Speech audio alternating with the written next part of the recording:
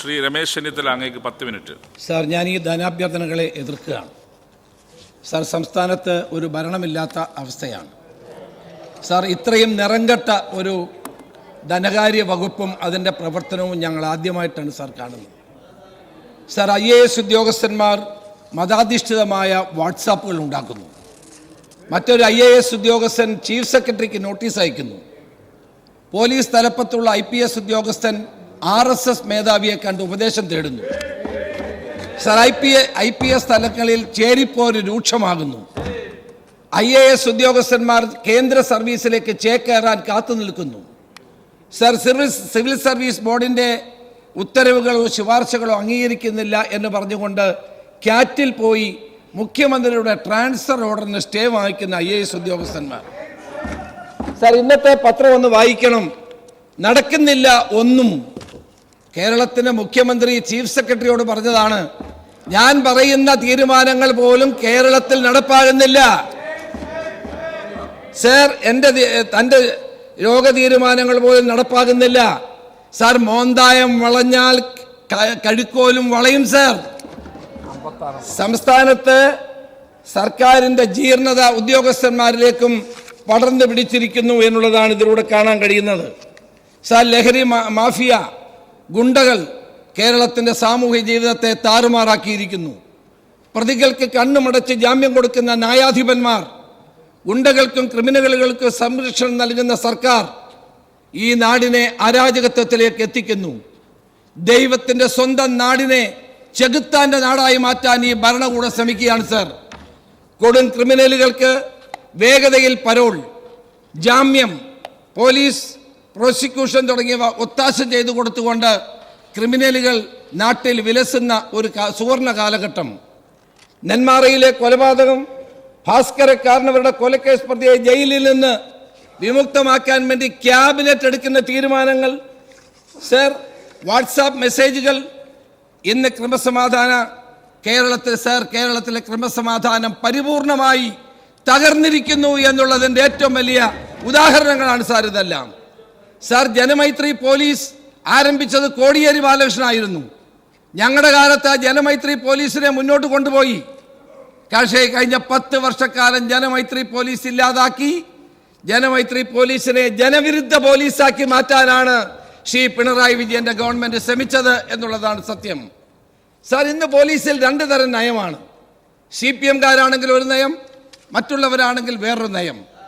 Sir, വഞ്ചിയൂരിൽ CPM-ന്റെ സമ്മേളനത്തിന് വേണ്ടി road അടച്ച് സ്റ്റേജ് കെട്ടി യോഗം നടത്തിയാൽ പോലീസ് ഒന്നും ചെയ്യില്ല.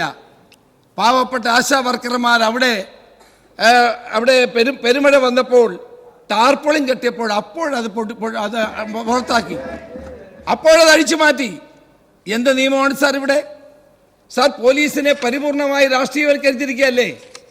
സാർ, വയനാട്ടിലെ ജില്ലാ സെക്രട്ടറി പരസ്യമായി മൈക്കിലൂടെ പറഞ്ഞു, ഈ CIയെ നാളെ ഇവിടുന്ന് മാറ്റുമെന്ന് പരസ്യമായി യോഗത്തിൽ പ്രസംഗിക്കുകയാണ്.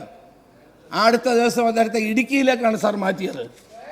സാർ, കൊല, പീഡനങ്ങൾ, പിടിച്ചുപറി ഇല്ലാത്ത ഒരു ദിവസം പോലും ഇല്ല സാർ. ഒരു മാസം 70 കൊലപാതകമാണ് സാർ കേരളത്തിൽ നടന്നത്. 70 പേരുടെ കൊന്ന ഒരു സംസ്ഥാനമാണ് കേരളം. ഒരു മാസത്തിനുള്ളിൽ പോലീസും ഭരണ സംവിധാനവും നിഷ്ക്രിയമാണ്. വർഗീയ ശക്തികൾ അഴിഞ്ഞാടുന്നില്ല എന്ന് KT ജലീൽ പറഞ്ഞല്ലോ. നമ്മുടെ രാഷ്ട്രപിതാവായ മഹാത്മജിയുടെ ചെറുമകൻ കഴിഞ്ഞ ദിവസമാണ് നെയ്യാറ്റിൻകരയിൽ RSSകാർ മണിക്കൂറുകൾ അദ്ദേഹത്തെ തടഞ്ഞു നിർത്തി. എന്തുണ്ടായി സാർ? സ്റ്റേഷൻ ജാമ്യം കൊടുത്ത് RSSകാരായ പ്രതികളെ നിങ്ങൾ പറഞ്ഞയക്കുകയാണ് ഉണ്ടായത്. സാർ, പത്തനംതിട്ടയിൽ വിവാഹ സർക്കാരത്തിൽ പങ്കെടുത്ത സംഘത്തിന് നേരെ പോലീസ് നടത്തിയ നിന്ദവും ക്രൂരവുമായ ദൃശ്യങ്ങൾ നമ്മൾ കണ്ടതല്ലേ? തൃശ്ശൂരിൽ തളിക്കുള സ്വദേശി 16-കാരന് ക്രൂരമായ ലോക്കപ്പ് മർദ്ദനമേറ്റു. അമ്പലവേട് പോലീസ് SC/ST-യിൽപ്പെട്ട ഒരു ചെറുപ്പക്കാരനെ ക്രൂരമായി മർദ്ദിച്ചു. അങ്ങനെ കുണ്ട്രയിൽ സൈനികൻ തോംസൺ മരിക്കാനിടയായത് പോലീസിന്റെ ക്രൂരമായ മർദ്ദനം കൊണ്ടാണ്.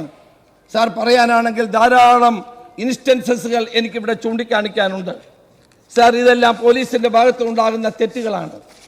കേരള പോലീസ്, ഞാൻ ആവർത്തിക്കുന്നു, ഇന്ത്യയിലെ ഏറ്റവും നല്ല പോലീസാണ്. പക്ഷേ നിങ്ങൾ ആ പോലീസിലെ സമർത്ഥന്മാരായ ഉദ്യോഗസ്ഥന്മാരെ നിങ്ങൾ മൂലക്കിരുത്തുന്നു. ഏറാൻ മൂളികളെയും ഇരിക്കാൻ പറഞ്ഞാൽ കിടക്കുന്ന ഉദ്യോഗസ്ഥന്മാരെയും നിങ്ങൾ പ്രധാനപ്പെട്ട സ്ഥാനങ്ങളിൽ പോസ്റ്റ് ചെയ്യുമ്പോഴാണ് ഇവിടെ ക്രമസമാധാന നില തകരുന്നത് എന്ന് ബഹുമാനപ്പെട്ട മുഖ്യമന്ത്രിയോട് പറയാൻ ഞാൻ ആഗ്രഹിക്കുന്നു.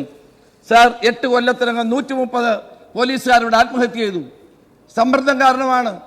പറയുന്നത് ചെയ്യാൻ നിവൃത്തിയില്ലാതെ ആത്മഹത്യ ചെയ്യുന്നവരാണ്.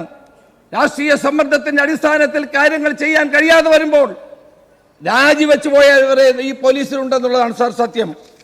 സാർ, ഇതാണോ നമ്മുടെ കേരളത്തിലെ ജനങ്ങൾ ആഗ്രഹിക്കുന്ന പോലീസ് സംവിധാനം?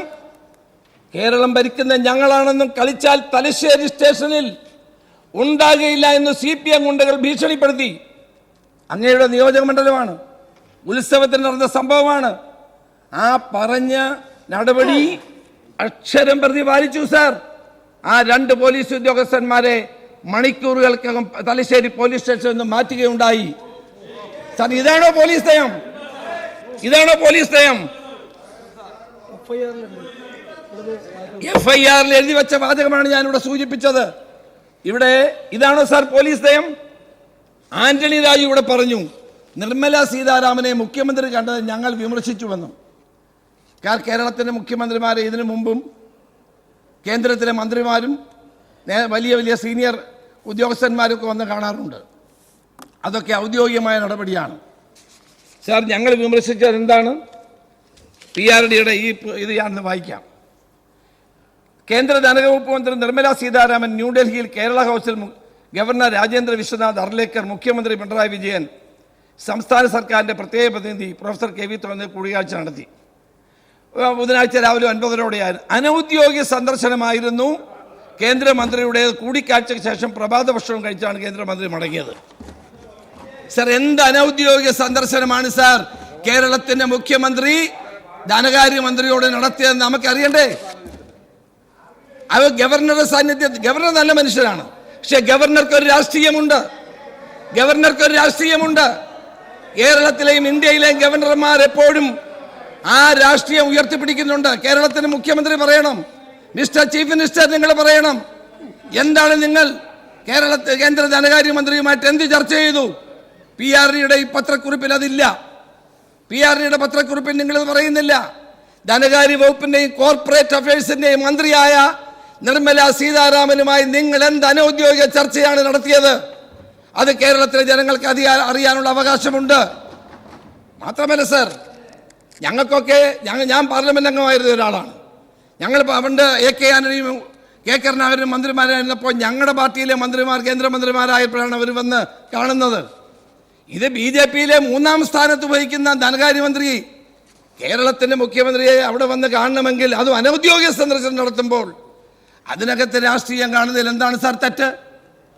അതിനകത്ത് കേരളത്തിൻ്റെ ഗവർണർ ഒരു പാലമായി പ്രവർത്തിക്കുന്നുവെന്ന് ഞങ്ങൾ പറഞ്ഞാൽ അതിനെ തെറ്റ് പറയാൻ കഴിയുമോ? ഇന്ത്യയിലെ ഗവർണർമാർ ഇന്ന് കളിക്കുന്ന രാഷ്ട്രീയം ചെറുതല്ല സാർ. ഇന്ന് രാജ്ഭവന് മുമ്പിൽ ഒരു സത്യാഗ്രഹമുണ്ട്, CPMന്റെ ആണ്. ആ സത്യാഗ്രഹം കേന്ദ്ര ഗവൺമെന്റിനെതിരായിട്ടാണ്. സാർ, ബഹുമാനപ്പെട്ട മുഖ്യമന്ത്രി, അങ്ങ് കേന്ദ്ര ഗവൺമെന്റിനെതിരെ എന്നെങ്കിലും ഒരു കാലത്ത് കഴിഞ്ഞ 10 വർഷത്തിനിടയിൽ കേന്ദ്ര ഗവൺമെന്റിനെതിരെയോ പ്രധാനമന്ത്രിക്കെതിരെയോ ആഭ്യന്തരമന്ത്രിക്കെതിരെയോ അങ്ങ് ഒരൊറ്റ അക്ഷരം പറഞ്ഞിട്ടുണ്ടോ? അങ്ങ് വിമർശിച്ചിട്ടുണ്ടോ? അവരുടെ നയങ്ങളെ നിങ്ങൾ വിമർശിച്ചിട്ടുണ്ടോ? ഇപ്പോൾ അങ്ങക്ക് കൂടുതൽ സൗകര്യമായി. പ്രകാശ് കാരാട്ട് 2016 പറഞ്ഞ BJPയും RSSും ഫാസിസ്റ്റ് അല്ല എന്ന് 2016 തൊട്ട് എഴുതുന്ന പ്രകാശ് കാരാട്ടിന്റെ ലൈൻ അങ്ങയുടെ ലൈനായി മാറുന്നു. യെച്ചൂരി ഉണ്ടായിരുന്നെങ്കിൽ ഈ ലൈൻ അംഗീകരിക്കില്ലായിരുന്നു.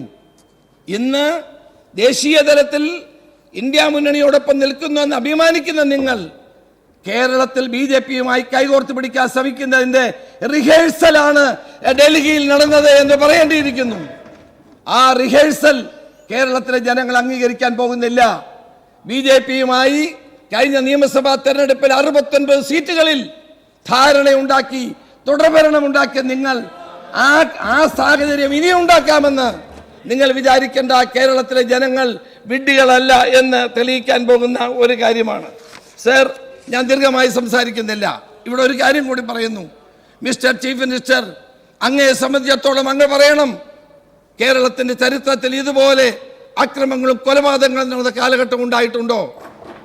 KT ജലീൽ പറഞ്ഞു വർഗീയ കലാപം ഉണ്ടായിരുന്നു. ഞങ്ങളുടെ കാലത്ത് വർഗീയ കലാപം ഉണ്ടായിരുന്നു.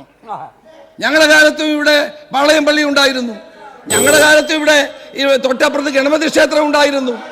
ഞങ്ങളുടെ കാലത്തും അപ്പുറത്ത് പള്ളി ഉണ്ടായിരുന്നു. അത് കേരളത്തിൽ വർഗീയ കലാപം ഉണ്ടാകാതിരിക്കുന്നത് കേരളത്തിലെ ജനങ്ങളുടെ മതേതര ബോധം കൊണ്ടാണ്, കേരളത്തിലെ ജനങ്ങളുടെ മതേതര വിശ്വാസം കൊണ്ടാണ്, കേരളത്തിലെ ജനങ്ങളുടെ മതനിരപേക്ഷത കൊണ്ടാണ്. അത് വളർത്തിയെടുത്തത് UDF-ഉം ഇന്ത്യൻ നാഷണൽ കോൺഗ്രസും തന്നെയാണെന്നുള്ള കാര്യത്തിൽ തർക്കം വേണ്ട. അതുകൊണ്ട് നമ്മുടെ നാട്ടിലെ പാവപ്പെട്ട ചെറുപ്പക്കാരുടെ കാര്യം കൂടി പറഞ്ഞ് ഞാൻ അവസാനിപ്പിക്കാം. സർ, CPO നിയമനം ഞാൻ മുഖ്യമന്ത്രിയോട് നേരിട്ട് സംസാരിച്ച കാര്യമാണ്. CPOമാരുടെ നിയമനത്തിൽ പകുതി പോലും നടത്തുന്നില്ല. റാങ്ക് ലിസ്റ്റ് വന്ന് ചെറുപ്പക്കാർ കാത്തു നിൽക്കുന്നു. അതോടൊപ്പം തന്നെ വനിതാ കോൺസ്റ്റബിൾമാർ റാങ്ക് ലിസ്റ്റിൽ കാത്തു കിടക്കുന്നു. അവരുടെ കാര്യത്തിൽ ഒരു നല്ല സമീപനം അങ്ങ് സ്വീകരിക്കണ്ടേ?